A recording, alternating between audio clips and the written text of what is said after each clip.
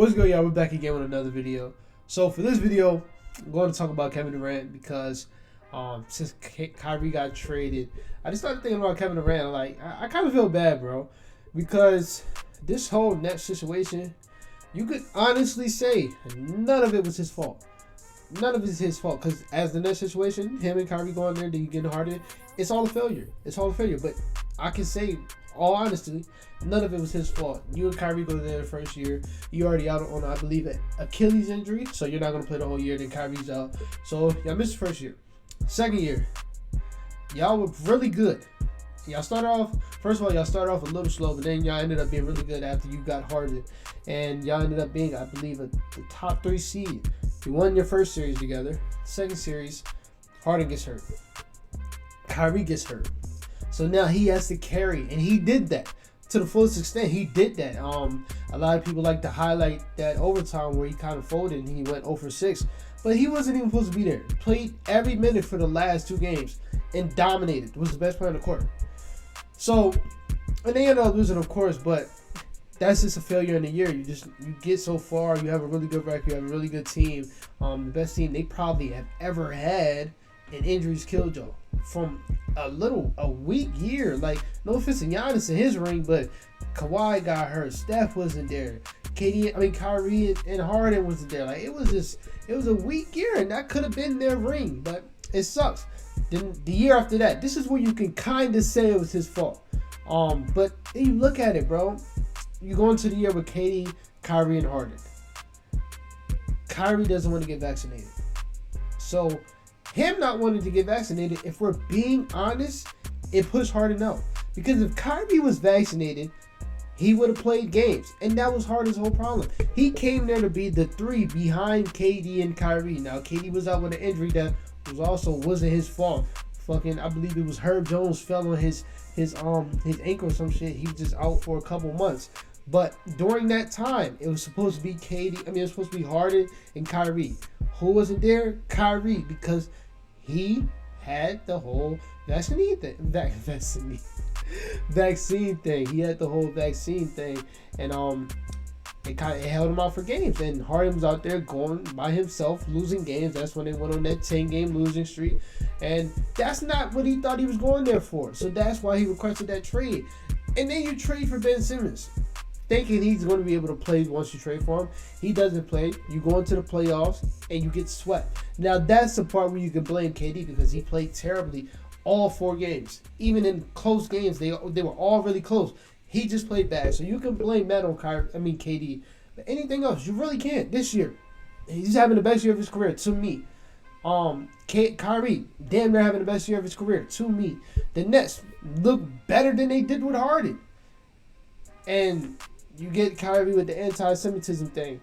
You thought the Harden for Ben Simmons trade was going to be good, because the old Ben Simmons, we knew, the all-star, the top 5 defender in the league, that guy, the aggressive guy, you thought we were getting that. No, you're not.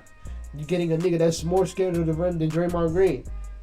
That's nowhere near a good of a defender as Draymond Green is. You get that guy. And then you go out to a bad start. You ask for a trade in the offseason, they don't trade you, but you had one demand, and that was to get rid of Steve Nash. They don't do that. Then the first game, 8 games, Steve Nash is trash, and they're like, oh, now you're right. Then they fire Steve Nash. Like, this whole organization in itself is just so bad. And I'm not gonna lie, Kyrie failed Kevin Durant. He did, bro. If we being honest, I'm not counting that year they went to the semifinals against the Bucks. I'm not counting that year, not counting the year before that. But Harden, if you really look at it, Harden left because of Kyrie. Because if KD wasn't there, which you really can't put that injury on him, because it was a freak injury. It wasn't no him getting old type injury. No, it was a freak injury, a freak accident. The same accident that keeps happening to him. So you can't put that on him. But the reason why Harden left, because it was just nobody was holding Kyrie accountable. Kyrie was missing games, and Harden was out there by himself with fucking Royce O'Neal. Yeah, well, he wasn't there yet.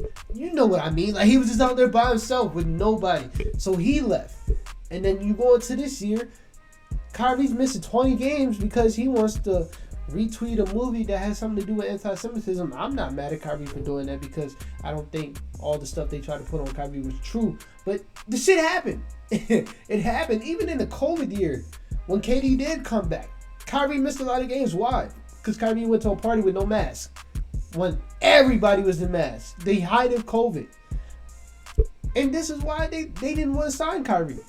They made stipulations for him to get them a championship and all that. And people are like, why would they do that? No, that's smart. Because look what Kyrie has done since he's gotten here. The first year, he was heavily injured. The second year, the whole COVID thing happened. And then he got injured again. Last year, the vaccine thing happened. This year, anti-Semitism thing. Shit keeps happening with Kyrie. Why do I want to give him $200 million for 4 years when I don't know if he's going to be on the team in a couple years? Why would I do that? I understand them not giving him that contract. But in them not giving him that contract, that fucked KD up. Now, KD just came here for no reason. And now, my nigga just would have had some tougher skin. Just would have stayed with KD. He stayed with Steph. Would have stayed with Draymond. Would have stayed with Clay. Nigga would have been sitting on 5 rings right now. But I understand him wanting to go build a name for himself. But shit, bro, you went to the wrong situation. Because Kyrie done sold you. And I feel bad for him, bro. I do. That nigga's out here with the second best player being Spencer Dinwiddie. He's not going to win. Now, this video, the second part of this video, I seen about 20 minutes ago, the Suns are looking at KD and seeing if he's available or not. Like I said, I don't think shit's going to pop in like this. Kyrie requests for trade on Thursday. He gets traded on Sunday. Then KD requests a trade. He gets traded in 2 days. No, it's not going to happen that fast. Sorry. It's not going to happen that fast. In my opinion, it's not going to happen that fast. But if it does, some teams that should be looking at him. Obviously, the Suns. A lot of people are going to put Aiden as the top guy in that trade. He can't be in that trade. Him and Ben Simmons are both on a rookie extension. I don't know how that shit works, but that's legit a rule that they can't play with each other. So the main piece in that trade would be Mikal, Cam, Dario, couple first. That should, not gonna lie, that should get it done, bro. I understand it's KD, but that could get it done. That could get it done. But I seen their rumors in the offseason. I think they want a lot more than that, so I don't think they have an option. The Heat, nobody wants Tyler Hero. The Warriors, the Lakers, if I see a nigga say Russell Westbrook to the Nets for KD, stop. The best option is the Warriors. And as a basketball head, as a basketball lover, I don't want that to happen. I fucking need that to happen. KD is one of my favorite players of all time. Steph Curry is one of my favorite players of all time. Just seeing that again when I felt like we got robbed of that shit the last year because he got hurt. Like, that was just some of the best basketball. And it wouldn't take nothing, especially after Steph just hurt his knee yesterday. He's going to be out for probably a couple months. Trading Wiggins, Wiseman, Moody, fucking throw Ryan Rollins and Patrick Baldwin in there if you have to, and a couple of firsts for KD, they will accept that. That's the best offer by far in the league. And the KD, Poole, Clay, Draymond lineup can hold y'all above water until Steph comes back. And now y'all back on bullshit. Now y'all back as the best team in the league by far. So if shit happens that fast, that's the trade I don't need to happen. I want that bitch to happen. Just for a basketball fan, like, people hated that era, bro.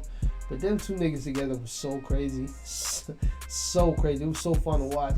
So, and like I said, it's really no other option out there. I don't think the Nets will be intrigued with a package of OG, Fred, and Gary Trent. Actually, saying it out loud is not that bad, but they don't have the picks to do that.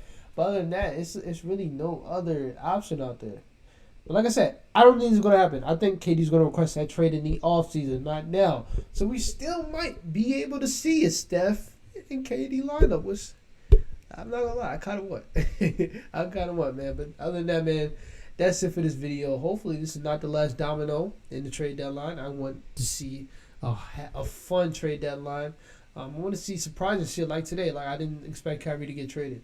But if you didn't catch my last video, go catch that. But other than that, we will be dropping more content here the rest of the week. So I'll see you later. Peace out.